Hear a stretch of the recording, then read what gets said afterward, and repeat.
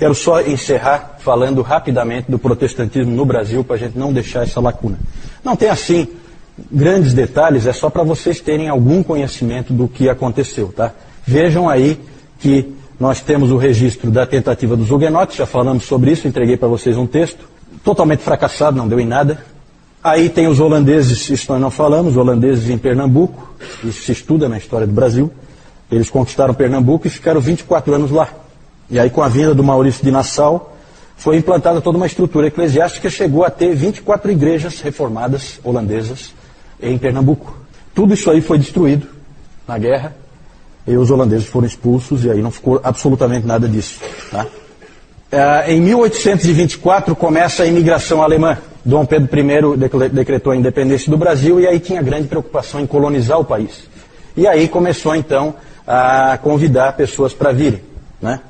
Só que esses indivíduos que vieram, coitados, né? Porque convidou, mas tratou mal toda a vida. E a imigração alemã então começa em 1824, e aí vem os luteranos. Os luteranos começaram. A Igreja Evangélica de Confissão Luterana é o que tem de mais antigo aí estabelecido no Brasil.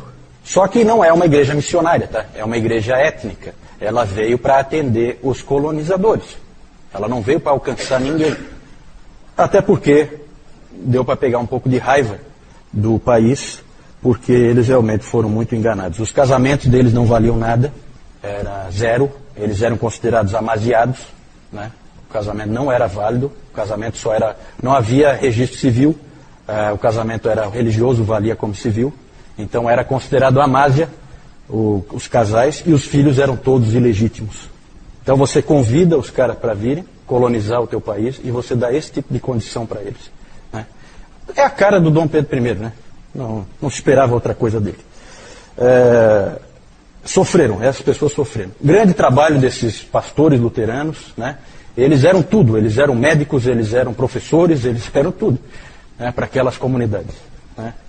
Mas não houve evangelização dos habitantes locais. Vejam, sim. Não, hoje a realidade é completamente diferente. Isso eu estou falando daquela época, tá?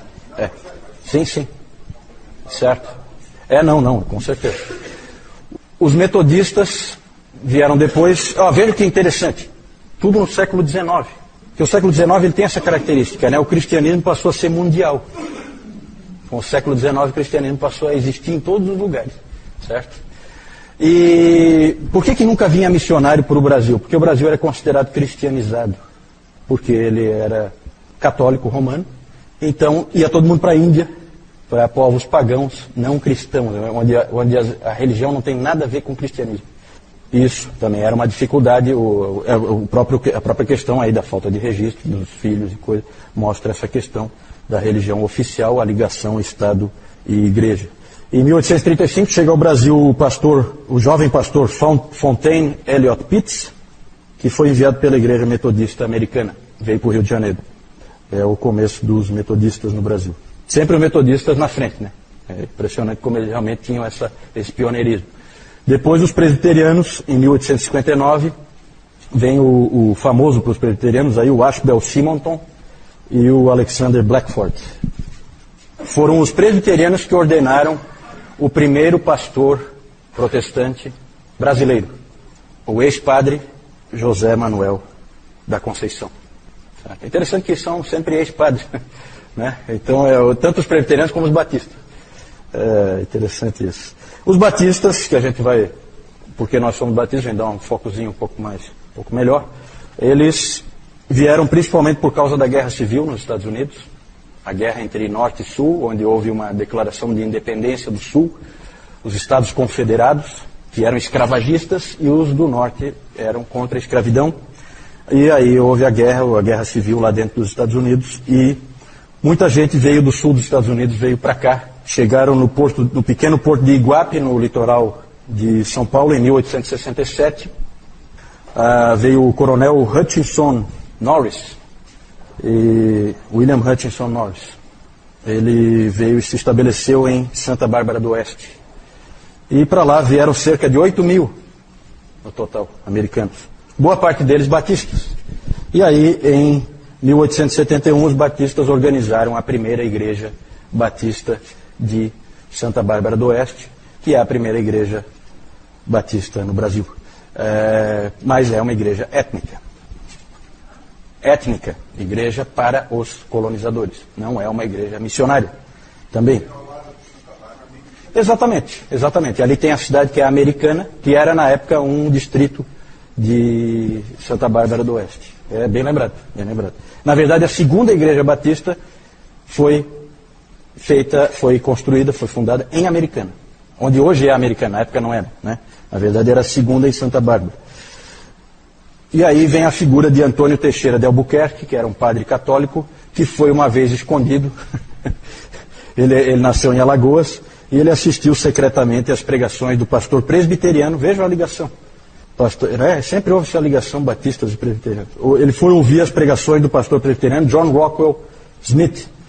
E lá ele viu que a Igreja Católica Romana estava completamente errada e que era falso o ensino dela. E aí, então, ele foi para o Rio de Janeiro e depois ele tomou contato com os batistas lá de Santa Bárbara. E lá ele então foi batizado e foi ordenado pastor ele foi então ordenado pastor e se tornou o primeiro pastor batista brasileiro. Antônio Teixeira de Albuquerque. E aí os batistas em Santa Bárbara do Oeste, eles então eles se uniram e solicitaram à junta de Richmond, na Virgínia, nos Estados Unidos, o envio de missionários para o Brasil. E aí vieram para o Brasil em 1881 William Buck Bagby e a esposa dele, Anna Luther Bagby, e Zacarias Taylor e Catherine Taylor. 2 casais de missionários vieram trabalhar no Brasil, foram recebidos em Santa Bárbara do Oeste, se uniram à igreja lá, e aí foram enviados em 1882, eles foram enviados para Salvador, na Bahia, onde então foi formada a primeira igreja batista com a finalidade de evangelizar o povo brasileiro. Né? Não era étnica, então. Isso, Salvador, na Bahia. Foram os missionários americanos, junto com o Antônio Teixeira de Albuquerque, que foi quem ensinou a língua para eles. Interessante essa coisa assim, dessa parceria que tinha, né? Depois essa igreja no primeiro ano já tinha 70 membros, a igreja em Salvador, ao fim do primeiro ano. O pastor Antônio Teixeira de Albuquerque, ele se casou e voltou para Maceió, lá onde ele nasceu, e lá ele organizou também a primeira igreja batista em Maceió, e lá ele ganhou os seus pais para Jesus também. É interessante a história dele. Ele acabou falecendo jovem, com 46 anos de idade. Só para complementar, em 1920, chega a Assembleia de Deus e a congregação cristã, né? Só para vocês terem um panorama aí do protestantismo no Brasil. Ali o José Manuel da Conceição e o Simonton, né? Simonton presbiteriano, é o missionário que veio para cá, e o José Manuel da Conceição, primeiro pastor presbiteriano e primeiro pastor protestante do Brasil.